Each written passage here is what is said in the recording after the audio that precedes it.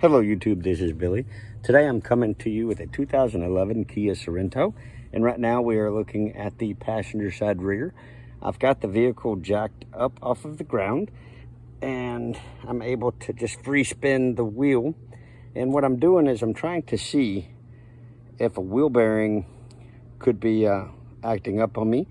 So I'm going to grab this tire over here like this, and I'm gonna go as fast and as hard as I can like this to spin the tire and see how long it spins and time it, and then do the exact same thing with the other side and see if there's any difference.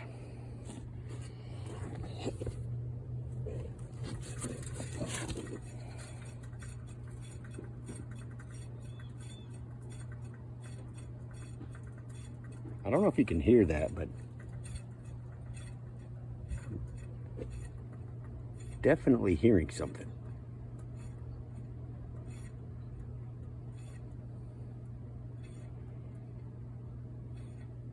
When I'm driving the vehicle, it seems like noise coming from this area. Okay, so that's how long it took it to stop on that tire.